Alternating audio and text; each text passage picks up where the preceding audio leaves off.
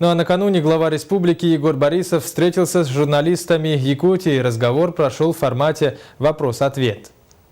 В начале пресс-конференции Егор Борисов отметил, что руководство республики переходит на новый этап работы и предположил, что у представителей СМИ накопилось немало вопросов и выразил готовность подробно ответить на каждый из них. Одним из первых прозвучал вопрос о том, будут ли использованы положения из программ, разработанных оппонентами Егора Борисова на выборах, в частности, Эрнста Березкина, набравшего 29% голосов и занявшего вторую строчку в рейтинге избирателей. Те слова или те программные моменты, которые не учитывает именно моя программа, хотя их совсем мало было, я анализировал эту программу.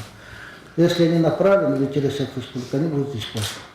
Отразится ли смена руководства компании «Алроса» на стратегии алмазного гиганта, в частности, в создании территории опережающего развития «Бриллиантовая долина»? Это был следующий вопрос. Напомним, недавно Федор Андреев заявил об отставке с поста президента алмазной компании. По словам Егора Борисова, назначение нового руководства «Алроса» в обязательном порядке будет согласовано с республикой. Назначение руководителя, оно испокон веков согласовалось и сейчас будет согласовываться.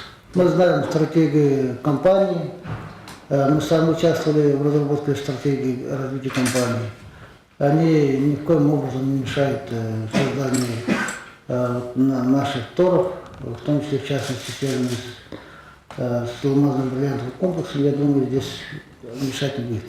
В республике 2015 год будет объявлен годом предпринимательства. Это решение глава Якутии, напомним, озвучил на собрании с общественностью после церемонии инаугурации. В чем потребность и необходимость такого решения? Те санкции, которые введены со стороны западных стран, они обязательно будут какое-то влияние иметь. И больше всего, и прежде всего, это влияние почувствует предприниматель.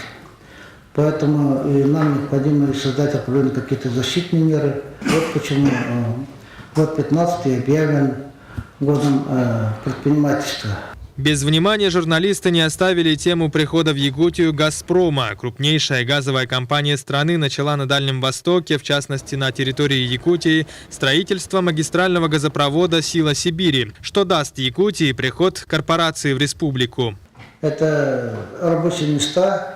11,5 тысяч надо участвовать людей, чтобы построить этот газопровод на территории Якутии. И около 1900 человек – это постоянно работающие в будущем. Минимум.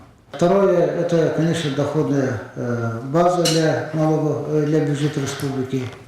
И налоговые платежи, они будут ощутимы больше, чем, например, Транснефть, больше, чем Сургутский газ, поэтому в этом плане тоже у нас очень большая надежда. Указ о создании в Якутии открытого правительства также вызвал интерес журналистов. Илдархан пояснил, что этот проект касается не только Кабинета министров, речь идет об органах власти всех уровней. Главная цель создаваемого института – вовлечение населения республики в принятие управленческих и законодательных решений, в особенности по резонансным законопроектам.